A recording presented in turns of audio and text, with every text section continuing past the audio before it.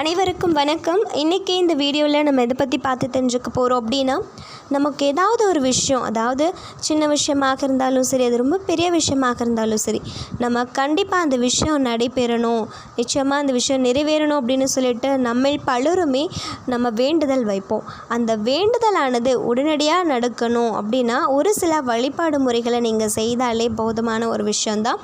கண்டிப்பாக அந்த வேண்டுதல் அப்படிங்கிறது நீங்கள் நினைத்தபடி நினைத்த நேரத்தில் நடந்து முடியும் அப்படின்னு சொல்லலாம். அப்படிப்பட்ட வழிபாடு முறைகளை நம்ம எப்படி செய்ய வேண்டும், அது பற்றிய நிறைய தகவல்களை தான் இன்றைக்கி இந்த வீடியோவில் நம்ம பார்த்து தெரிஞ்சுக்க போகிறோம். நீங்கள் இந்த வீடியோவை ஸ்கிப் பண்ணாமல் கடைசி வரைக்கும் பாருங்கள். நீங்கள் இப்போ தான் நம்மளுடைய கடவுள் வழி சேனலை முதன்முறையாக பார்க்குற மாதிரி இருந்தால் மறக்காமல் நம்மளுடைய சேனலை சப்ஸ்கிரைப் பண்ணிவிடுங்க. கூடவே நோட்டிஃபிகேஷனுக்கான பெல் ஐக்கானையும் மறக்காமல் கிளிக் பண்ணிவிடுங்க. வாங்க இப்போ நம்ம வீடியோக்குள்ளே போகலாம்.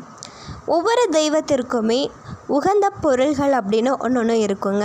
கண்டிப்பாக அந்த பொருள்கள் அப்படிங்கிறது நிறைய தெய்வ சக்தி நிறைந்ததாக இருக்கும் அப்படின்னு சொல்லலாம்.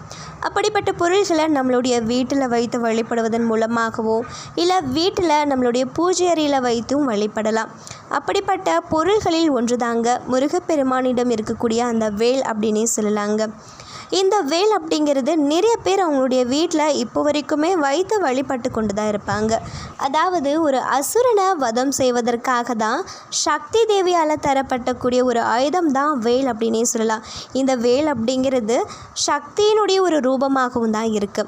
அப்படிப்பட்ட வேலை நம்மளுடைய வீட்டில் வைப்பதன் மூலமாக நமக்கு நம்மளுடைய வீட்டில் இருக்கக்கூடிய எதிர்மறை ஆற்றல், எதிர்மறை சக்திகள் எல்லாமே விலகிவிடும் அப்படின்னே சொல்லலாம். அதாவது நம்மளுடைய வீட்டில் எதிர்மறை சக்திகள் இருந்தது அப்படின்னா கண்டிப்பாக நிறைய பிரச்சனைகள், சண்டை சச்சரவுகள் அப்படிங்கிறது நமக்கு அதிக அளவில் ஏற்பட்டுவிடும். ஒரு நிம்மதியே இருக்காது அப்படின்னே சொல்லலாங்க. ஆனால் இந்த எதிர்மறை சக்திகள் அனைத்துமே வேல் வைத்து வழிபடுவதன் மூலமாக நீங்கி நமக்கு நிறைய நல்ல விஷயங்கள், சுப காரியங்கள் அப்படிங்கிறது மென்மேலும் தொடர்ந்து நடைபெறும். அதாவது அந்த வேல் அப்படிங்கிறது வெள்ளி இல்லை அப்படின்னா பித்தளையால் செய்யப்பட்ட வேலை நம்ம வாங்கிக்கலாம்.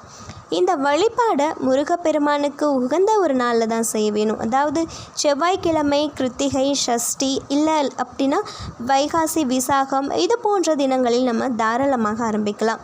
48 நாட்கள் அப்படின்னு நம்ம கணக்கு வைத்தும் இந்த வழிபாட்டை நம்ம செய்யலாங்க. இல்லை அப்படின்னா நிரந்தரமாகவே டெய்லியும் நம்மளுடைய பூஜை அறையில் வைத்தும் வழிபடலாம். முதல்ல அந்த வேலை நம்ம தூய்மையாக சுத்தம் செய்த பிறகு ஒரு கலசத்தில் பச்சரிசி முழுவதுமாக அதுக்குள்ளே நம்ம நிரப்பி அதன் மேலே நம்ம வேலிற்கு அபிஷேகம் செய்யணுங்க. அபிஷேகம் செய்வதற்கு பல பொருள்கள் அப்படின்னு சொல்லிட்டு நம்ம தேட வேண்டிய எந்த ஒரு அவசியமும் இல்லை. சுத்தமான தண்ணீர் இருந்தால் மட்டும் கூட போதும். வேலுக்கு அபிஷேகம் செய்யலாம்.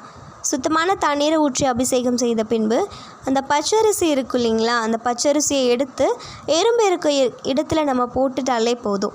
மறுபடியும் புதிதாக பச்சரிசி அதில் வைத்து அதற்கு பிறகு நம்ம வேல் வைத்து மறுபடியும் நம்ம சந்தனம், குங்குமம், செவ்வரளி பூக்களை வைத்து கூட நம்ம வழிபாடு செய்யலாம்.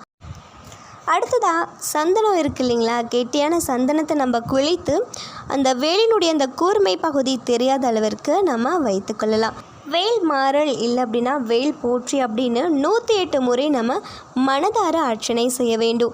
அர்ச்சனை முடிந்த பிறகு நம்மளுடைய வேண்டுதல்கள் என்னவோ அந்த வேண்டுதலை முருகப்பெருமானிடம் நம்ம மனதார சொல்ல வேண்டும்.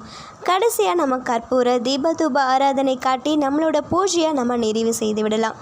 தினமும் நம்ம அபிஷேகம் செய்ய முடியாது அப்படின்னு நினைப்பவங்க செவ்வாய்க்கிழமையில் மட்டுமாவது நம்ம அபிஷேகம் செய்துவிட்டு மற்ற நாட்களில் நம்ம கோவிலுக்கு இல்லை அப்படின்னா வேலுக்கு மட்டும் அர்ச்சனை செய்வது ரொம்பவே நல்லது.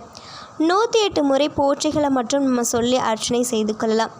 இப்படி 48 நாட்கள் அப்படின்னு நம்ம கணக்கு வைத்து கொண்டு குறிப்பிட்ட நம்ம ஒரு வேண்டுதலை நினைத்து நம்ம வேல் வழிபாடு செய்து வந்தோம் அப்படின்னா கண்டிப்பாக நம்ம நினைத்த அந்த ஒரு விஷயம் அந்த 48 நாட்களுக்குள்ளேயே நடந்துடும். இல்லை அப்படின்னா 48 நாட்கள் நிறைவடைந்த பிறகு உங்களுக்கு உடனே அந்த விஷயமானது நடைபெறும் அப்படிங்கிறது அனுபவ ரீதியான ஒரு உண்மையான ஒரு விஷயமாக தாங்க இருக்குது.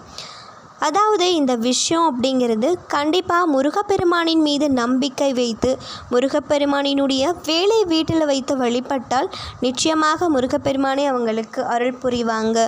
அந்த விஷயம் கட்டாயமாக நடத்தி தருவாங்க அப்படிங்கிறது இன்றளவுக்குமே நம்மளால் நம்பப்பட்டு வரக்கூடிய ஒரு உண்மையான ஒரு விஷயந்தான். இந்த வீடியோ பார்த்துட்ருக்க நீங்கள் முருக பக்தராக இருந்தீங்க அப்படின்னா கண்டிப்பாக இந்த ஒரு விஷயத்தை செய்து வந்தீங்க அப்படின்னா உங்களுக்கு வாழ்க்கையில் தொடர்ந்து நிறைய நல்ல விஷயங்கள் நடக்கும். மென்மேலும் உங்களுடைய வீட்டில் நேர்மறை ஆற்றலானது அதிகரிக்கும். அப்படி நேர்மறை ஆற்றல் அதிகரிக்கும் போது தானாகவே நம்மளுடைய வீட்டில் தொடர்ந்து நல்ல விஷயங்கள் மட்டும்தான் நடந்து கொண்டே இருக்கும். மேலும் முருகப்பெருமானினுடைய நேரடியான அருளை நீங்கள் கண்டிப்பாக உங்களோட வாழ்க்கையில் பெற முடியும். இது போன்ற மேலும் பல பயனுள்ள தகவல்களை நீங்கள் தெரிஞ்சுக்கணும் அப்படின்னா மறக்காமல் நம்மளுடைய கடவுள் வழி சேனலை சப்ஸ்கிரைப் பண்ணிவிடுங்க. நன்றி.